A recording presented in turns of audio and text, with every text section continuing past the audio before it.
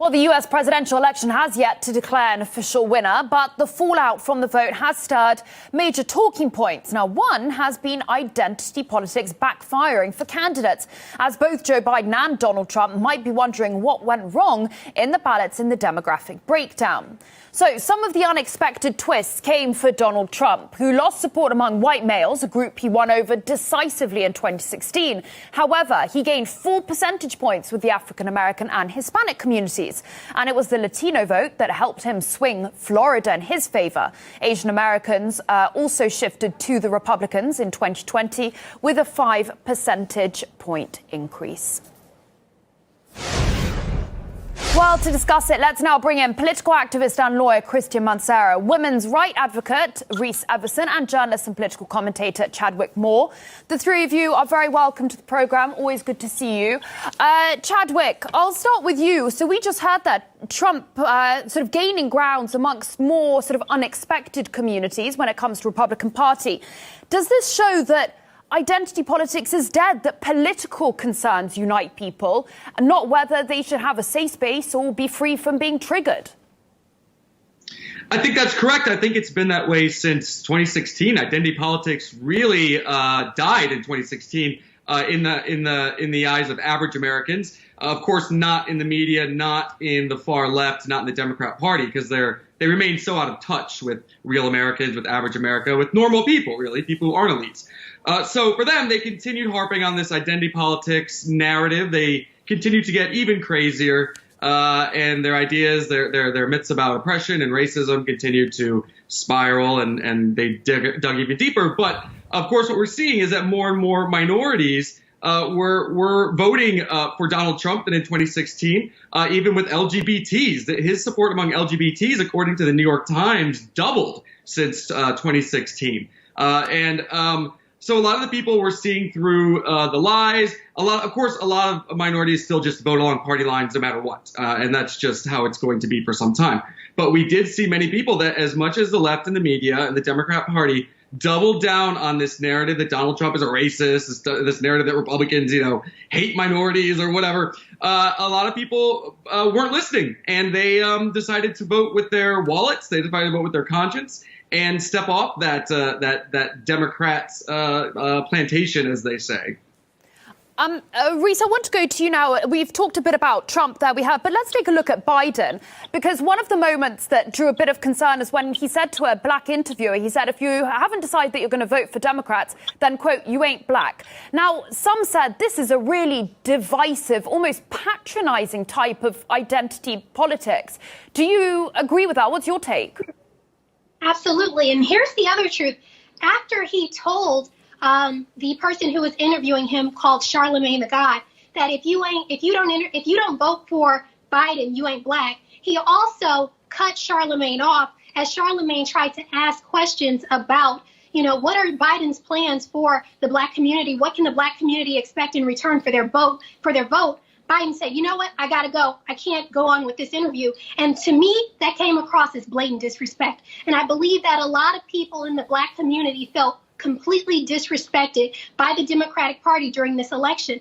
Not only did they not respond to what we could expect in response to our vote, they also began to put out commercials that were disrespectful, saying, get your booty to the polls, having strippers shaking their behinds on camera, scantily clad, as if that's the only thing that the black culture identifies with, which is something that doesn't represent the black culture at all. So it's really interesting that a lot of the policies in responses to the black community, not investing in investing in the marketing of and campaigning in certain black communities, that didn't happen, but also telling black people that they couldn't expect anything like reparations in return for their vote.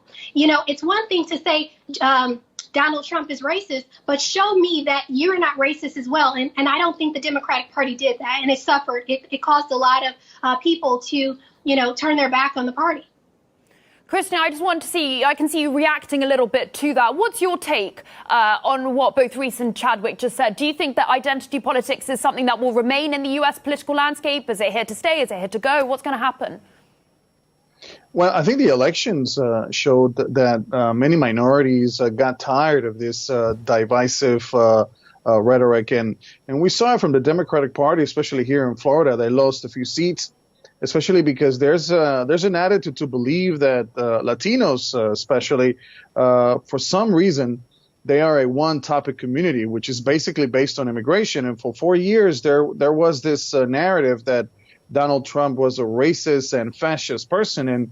And the reality is that he's not racist and he's not a fascist. And there is no evidence to support those type of claims, except for the fact that he's an American that wanted to protect the borders down in the southern part of the United States with Mexico. And I think throughout the 4 years, we were bombarded with information saying that immigration, but we tend to forget that Donald Trump apply the policies that Bill Clinton and Barack Obama applied during their administrations.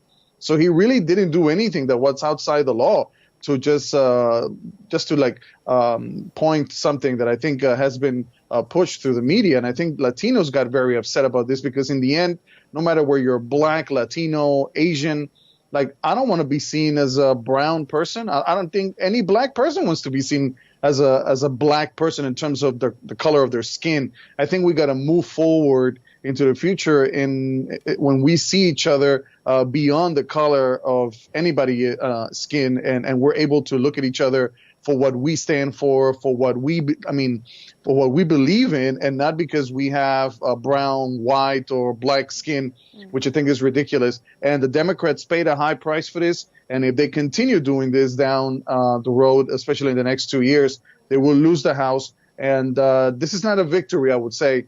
I think that what happened in this election was simply that a lot of Republicans, they agreed with Donald Trump, his policies, but they didn't agree with his demeanor. And I think that had a huge impact in the election, especially among white man voters. Reese, I wanted to ask you, before I go to Chadwick, a lot of people praised Joe Biden for picking Kamala Harris. They said, this is going to be great. She's going to be the first vice president who's going to be a woman, and she's a woman of color as well. So kind of two, underrepresented groups.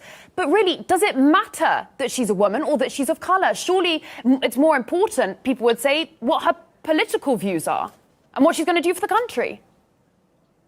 And see, this is what I appreciate about this discussion, because it's important that we realize Black people are not monolithic, and we actually do appreciate policy. And so when you tout a person, especially in the wake of the Obama presidency, when you tout a person as saying, oh, this person is someone you should vote for because they have brown skin, that's not going to resonate anymore. We've celebrated the election of our first Black president, and we learned as African-American people in this country that just because a president has your color or your complexion does not mean that their policies will benefit you or always be in line with your views. And so now, especially when the president says, I'm not the president of Black people, I'm the president of all people. So when you have that kind of situation, Black people have realized since 2012 that it's time for us to vote based on our issues and our needs. And so when you look at Kamala Harris, Vice President Kamala Harris-elect, and her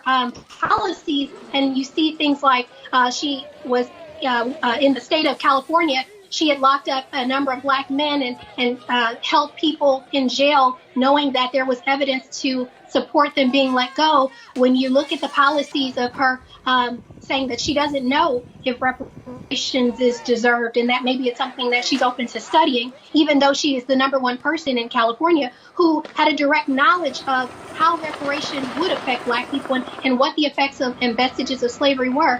When you have a situation like that, it just kind of spits in the face of African Americans and tells them, well, keep voting against your interests no matter what we tell you. And that's unacceptable.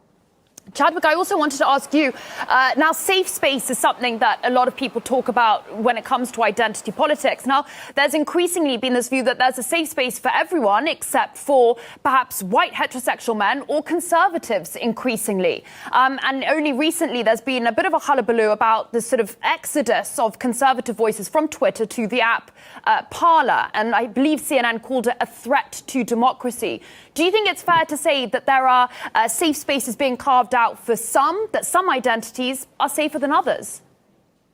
Well, I think those safe spaces, the mainstream media, corporate America, all that goes sort of beyond a safe space for certain leftist identity groups, where they're coddled, they're celebrated, they're elevated, or maybe they shouldn't be. With right-wing safe spaces, those are sort of secret societies and alternative venues or platforms that they've retreated to, or since they've been kicked out of the mainstream internet or the mainstream media, or what have you. Yes, you do see conservatives that are forming their own safe spaces, if you will. Although I think that's not really fair, because conservatives actually prefer to engage with the left. They prefer to have these conversations. They want to be a part of the national dialogue.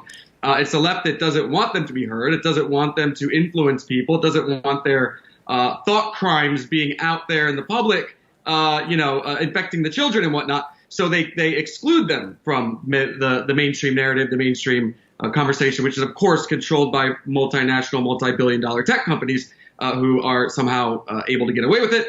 I think there's a difference in the safe space culture between the right and the left. Of course, the whole idea of safe spaces is something that started on the college campuses.